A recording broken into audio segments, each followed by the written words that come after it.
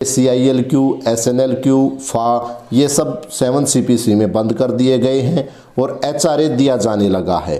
अब HRA के संबंध में बहुत सारी उलझनें थी, जैसे अनमैरिड को क्या HRA दिया जाएगा, यदि हाँ तो उसे कितना दिया जाएगा, किस सिटी का दिया जाएगा, अगर किसी जवान की फैमिली X सिटी में है और वो अगर Y सिटी में जॉब कर रहा है या Z सिटी में जॉब कर रहा है तो उसे कितना HRA और किस सिटी का दिया जाएगा, डॉक्यूमेंटेशन कौन करेगा, NOC कहाँ से मिलेगी, इस तरह की अनेकों प्रॉब्लम थी।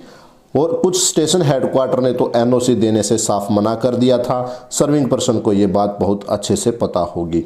तो आज इन सभी प्रॉब्लमों का समाधान हो चुका है, क्योंकि मिनिस्ट्री ऑफ फाइनेंस ने एक कंपेडियम जारी किया है जो दिनांक 30 दिसंबर 2022 को सभी मिनिस्ट्रियों को भेजा जा चुका है। हालांकि अभी तक मिनिस्ट्री ऑफ डिफेंस या फिर आर्मी हेडक्वार्टर ने इस पर अपने आदेश जारी नहीं किए हैं, क्योंकि ये अभी तक CGDA के साथ बातचीत में फंसा हुआ है, क्योंकि यहाँ पर सिविलियंस की कंडीशन अलग होती हैं और आर्मर्ड फोर्सेस पर्सन्स की कंडीशंस अलग होती हैं। तो जल्दी ही ministry of defence army headquarter CGDA के साथ बात करके अपने आदेश जारी करेगा।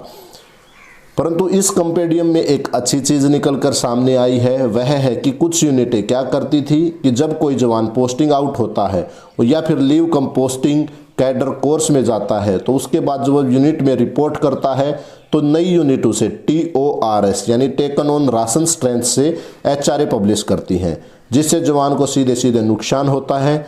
इस कंडीशन को इस लेटर में पैरा 6 के 6.1 में ड्यूरिंग लीव के बारे में बताया है। ये कंडीशन सिविलियंस के लिए लागू है। आर्मी में HRA आपको साल के 12 महीने मिलता है, जब आप लीव पर होते हैं तब भी HRA आपको मिलता रहता है। अब पैरा 6.2 में ध्यान दीजिएगा, पैरा 6.2 में ज्वाइनिंग टाइम के बारे में बताया है और यहाँ स्पष्ट किया है कि लास्ट ड्यूटी स्टेशन का जो HRA मिलता है वही मिलता रहेगा। इस तरह ज्वाइनिंग टाइम पे अगर आप पोस्टिंग लीव कम पोस्टिंग आते हैं या कैडर कोर्स में चले जाते हैं तो आपको लास्ट ड्यूटी स्टेशन का जो HRA है वो आपको मिलता रहेगा।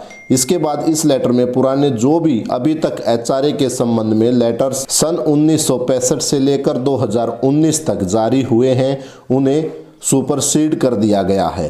स्पष्ट कहें तो HRA अब इस ऑर्डर के अनुसार दिया जाएगा। इसमें HRA किसी नहीं मिलेगा उसे भी पैरा 5 में स्पष्ट किया है। जैसे अगर गवर्नमेंट मैरिड अकोमोडेशंस में कोई सर्वेंट रहता है तो उसे HRA नहीं दिया जाएगा।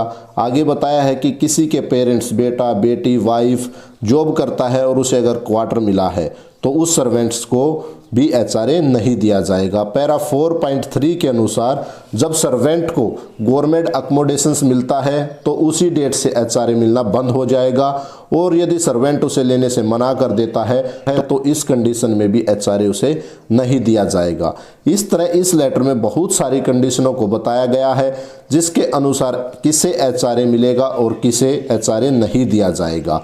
अब आर्मी की बात करें तो HRA पैरा 2 के अनुसार दिया जा रहा है, जो कि अभी X सिटी में 27%, Y सिटी में 18%, Z सिटी में 9%।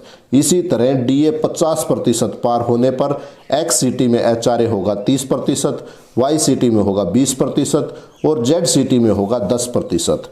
जवान को HRA प्लेस ऑफ ड्यूटी या फिर SPR का दिया जा रहा है।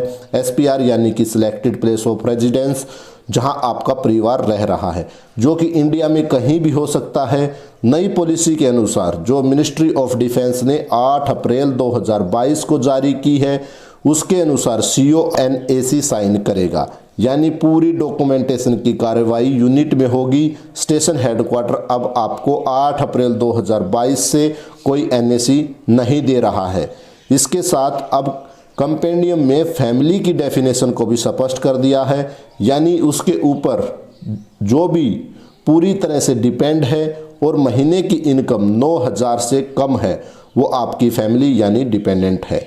इस तरह इस लेटर में काफ़ी डिटेल्स हैं जो HRA के साथ साथ बताई गई है। इसका लिंक मैंने डिस्क्रिप्शन में दिया है, आप वहां से इसे डाउनलोड कर सकते हैं और अधिक जानकारी प्राप्त कर सकते हैं। और जैसे ही मिनिस्ट्री ऑफ डिफेंस या फिर आर्मी हेडक्वार्टर से इसके ऊपर अपने आदेश जारी करेंगे उन्हें इस चैनल के माध्यम से आप तक जरूर पहुंचाया जाएगा। तो तब तक के लिए आप चैनल को सब्सक्राइब कर लें। इसी के साथ जय हिंद, जय भारत।